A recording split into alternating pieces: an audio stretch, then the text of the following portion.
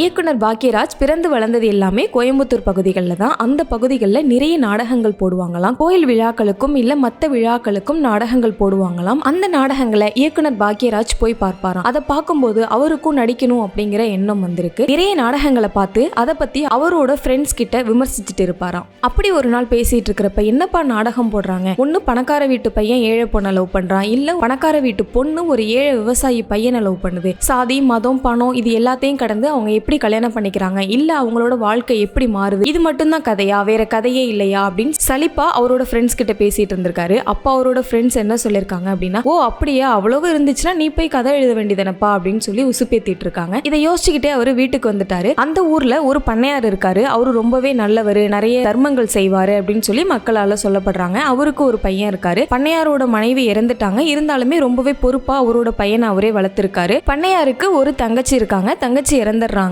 அந்த பொண்ணையும் இவரு தான் வளர்த்துட்டு இருக்காரு. இவர் என்ன நினைக்கிறாரு அப்படின்னா, தன்னோட பையனுக்கும் தங்கச்சி பொண்ணுக்கும் மேரேஜ் பண்ணி வச்சிடலாம் அப்படின்னு சொல்லி யோசிச்சுட்டு இருக்காரு. இந்த டைம்ல திடீர்னு ஒரு நாள் ஒரு தந்தி வருது. அந்த தந்தியை பார்த்ததுமே அவர் ரொம்பவே ஷாக் ஆயிடுறாரு. அந்த விஷயத்தை பத்தி தன்னோட குடும்பத்தில் உள்ளவங்க கிட்ட எல்லாம் எதுவுமே பேசாம அமைதியா இருக்காரு. ஒரு குறிப்பிட்ட நாள்ல வீட்டுல தங்க வைக்காம தன்னோட குடும்பத்தை சேர்ந்தவங்களை வெளில தங்க வைக்கிறாரு. வேலைக்காரங்களுக்கு கூட லீவ் விட்டு அவங்களையும் வீட்டுக்கு அனுப்பிடுறாரு. எல்லாரையும் அனுப்பிட்டு அவர் மட்டும் தனியா அந்த வீட்டுல யாருக்காகவும் வெயிட் பண்ணிட்டு இருக்காரு. அந்த சமயத்துல தந்தி அனுப்பின அந்த ஆள் வராரு. அந்த ஆளை பார்த்ததும் பண்ணையார் டென்ஷன் ஆயிடுறாரு. ஆனா வந்தவர் ஒன்னும் பதட்டமடையில, ரொம்ப நார்மலாவே இருக்காரு. ரெண்டு பேருமே ரொம்ப நாள் பழகினவங்க மாதிரி பேசிக்கிறாங்க. பண்ணையார் என்ன கேட்கிறாருன்னா, எதுக்காக வந்த அப்படின்னு சொல்லி கேட்கிறாரு. உடனே அந்த புதியவன் என்ன சொல்றாங்கன்னா, வேற எதுக்காக வந்தேன், பணத்துக்காக தான் வந்தேன் அப்படின்னு சொல்றாரு. சரி, ஏதாவது நான் மொத்தமா கொடுத்துறேன், வாங்கிட்டு போயிடு அப்படின்னு பண்ணையார் சொல்றாரு. மொத்தமாலாம் எனக்கு வேணா, தேவைப்படுறப்பெல்லாம் வருவேன் அப்படின்னு சொல்லி ஒரு அமௌண்ட்டை வாங்கிட்டு போறாரு. பண்ணையார் லீவு கொடுத்திருந்தாலுமே வேலைக்காரங்க லீவுக்கு போகாம அந்த வீட்டுல தான் தங்கி இருக்காங்க. அப்ப பண்ணையார மிரட்டி யாரோ பணம் வாங்கிட்டு போறாங்க அப்படிங்கிற விஷயத்தை இந்த வேலையாட்கள் பார்த்து பண்ணையாரோட பையன் கிட்ட போய் சொல்றாங்க.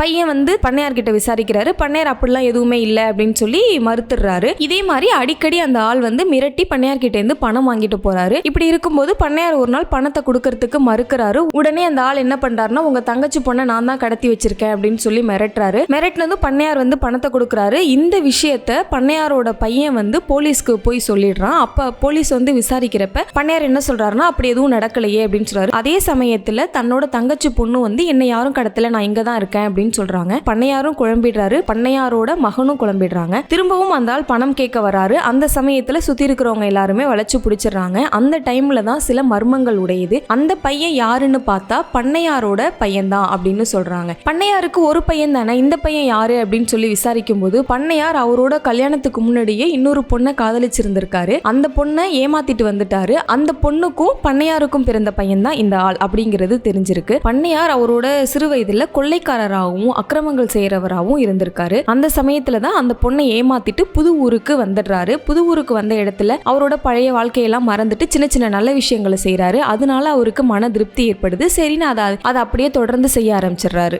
அதனாலதான் அவரு இந்த ஊர்ல ஒரு நல்ல மனிதரா பார்க்கப்படுறாரு. கடைசியா பண்ணையார் என்ன பண்றாருன்னா, அவரு செஞ்ச குற்றத்தை ஒத்துக்கிட்டாரு.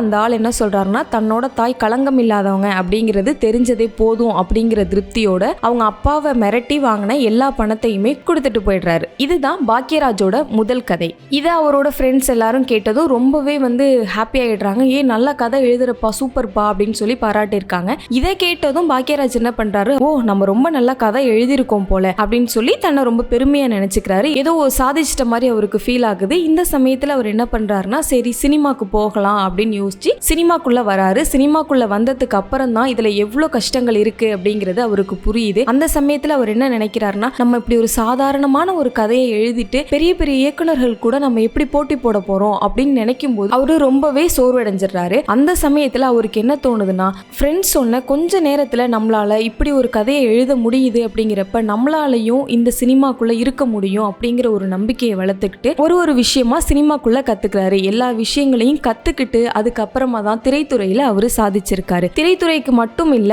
பொதுவாவே நம்மளோட வாழ்க்கையில நம்ம எல்லாத்தையும் கத்துக்கிட்டோம் அப்படின்ற மனநிலையில இல்லாம ஒன்னொன்னுத்தையும் கத்துக்கிட்டோம் அப்படின்னோம்னா நம்ம சாதிக்க முடியும் அப்படிங்கிறது இயக்குனர் பாக்யராஜ் வழியாக நம்ம புரிஞ்சுக்கலாம். இந்த வீடியோ பிடிச்சிருந்துச்சுன்னா லைக் பண்ணுங்க, ஷேர் பண்ணுங்க, கமெண்ட் பண்ணுங்க. லைட்ஸ் கேமரா ஆக்ஷனுக்கு சப்ஸ்கிரைப் பண்ணுங்க.